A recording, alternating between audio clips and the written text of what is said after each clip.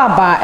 Embra Attention TV. So I had the only sense some I to go over social media so and I never some more Attention TV. So please subscribe, follow on Facebook, like, comment, and also share. Your name himself viral video be able to abontia papa bia wo no abune ba bear mouse or buy a shot carry no shani do beti my bema and the name say on say palm tree no yeah ne hu no awo say no dia and then the order share akolai papa a year anymore ana IGP e de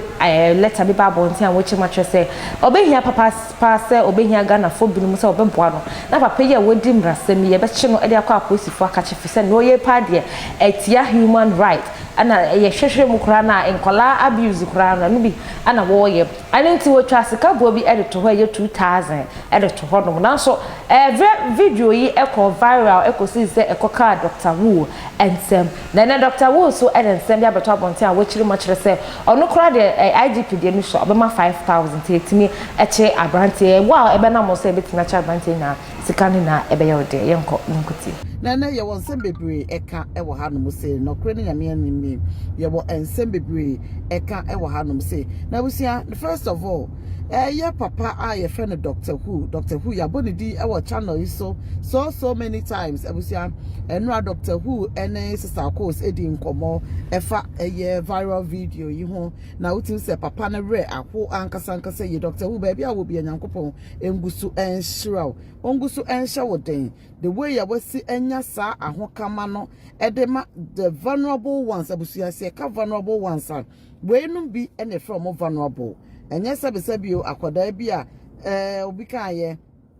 awoni bi papa bi di a ode no ho na so so hye akoda we oni bi asem ye mobo menimbo ne kra keto we watimi aya efa nam so ema papa penmu otimi ebro no seye abusia areho ankasa ye abusia ye nto aso na papa enemy di nkomo na nkomo didie mu no utim say he was very tearful. I mean, if I talk about tearful, he was really. On the alert me say video because my video about the sad bit now the emotional part of me na say videos be say na mean to me share. Enti no ekoba na say eba na say emu nsem no na me catch nsem say no. So I will timi ahwe there onka emu nsem no emfa emma me busia yes. Ono so echeche mu na ne ewo mu nyina na me de eto ha no before no. Ne oka nyina na say akwada keto sebe a oni bie asema re ho ampa ebusia akwada yi ne se ne papa etimi esi ne te se waduro oburu no o chese ya re ho sem honestly o she akra na nkasa o she akwada na nkasa yebusia na de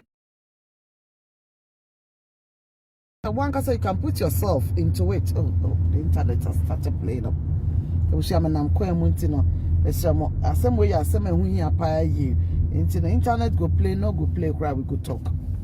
Enti yebusia the way ne de na say ba medical bo IGP de no and IGP some of fu no de ababeto no na mama wo so why aware of what exact is going on. Yebusia IGP e de krata bi ababeto abonten say wa wo betimi ayeden ama yehu abrante na o hye akwada ketewa no muntie ne yo odisika 2000 a year Ghana cedis titi sika no 20 million e de atoso say wa obehu papa no ene sa akwada no odisa sika no atoso say ode chew ode maw edi na we ne say menya sure say Dr. Who say particular note no but the media so 247 no one my imagine say video no but enra Dr. Who do no frame me a ono make kasa ansem no na me yes oh ene papa yes ma ono so meaning say owo abadaye ankasa ewo no mu abusia make akosi sen papa itire mu say ono de Oba 5,000 Ghana cedis. Abusia muntie ne yo. Wa wu tie me video yi mun try some ba share. Say be ya obi ensa beka bie. Na wo hwe me say impo wo kra wo hwe me say on setimika. Ana wo kra wutimi nya abrantie no e de maye na e ma akwada keto na ye obi mpe de bi enti da sister cause orphanage home. ye de besi ani so ana ye gu so a ye de ye sa ahoboa no say these are the reasons ye de sa course me kwa me faceless ye de ato ye ho say enkwada wo mu ni bi the vulnerable ones no eno na ye de ye beboa no aye de aboa omo abusiafo ye de ebeboa omo enti papa nansem no enye no pe say IGP si omo 2000 internet here rough kakra IGP si omo 2000 Dr. Who se men kantra will say ono bo ho times 2 times almost times 3 yeah owie so a onwie abusia akwada ketewa no ye si ye bo say ye be hye akwada no so aka ho nti be srew mo ma ye nye de yensa enka akwada no abusia oh my god obi favor na for favor na ato obi so say ye favor no ato obi so akwada ye bu na ke ye tete na say no enne from nowhere abusia na say video we ye video bi ambetimi amon share emfa mame say be ya ebe boa ankasa ye na akwada no so no sa favor ya etoto nkrofo yi so a agrada favor bi ento ono so ai efa Dr. Who so abusia Dr. Who so obema oni a ubehu eye akwada no together with eye wo friend abrantie no 5,000 Ghana cedis na akwada no hwemu so no Dr. Who edisika to ho aye de be hye akwada no abusia de na efeche say oh my god abusia wa bo so no comment fama me ai Dr. Who obo adwuma so for savior nyame Israel so for savior I mefro sisi because I think that the internet na a play up I mefro sisi now so what the wadwen kire e wa asemu ho e de ato ho e de amaye abusia nipa ya ade a osaye yie me ye sure say wa wo hwe me ana wutie me no enye bibia na ye nyina ye betimi aye na soso no se nya sabe obi a wayi na yem ye hwe emo a wode aboa eye sofo apia biblical ene akwada keto anka ye pra na ku no ene obi ono te ne ba bi o akwada na nya ne ba watimi atu no ho ache esi wo say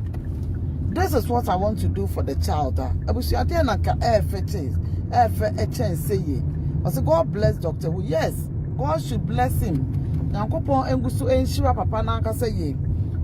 brother I say brother Nicholas mechiao nyame enguso enhira no pa ye abusuafo moma yenka aye asem there be emma papa no because nipa de oya de tenable you can go through there sister now very impressive yes very impressive abusia anything some might try to edit this video and share it also abetimi also awubetimi mesro also so ye den comment and I would video ni bia meso share say be ya akwada ketewa no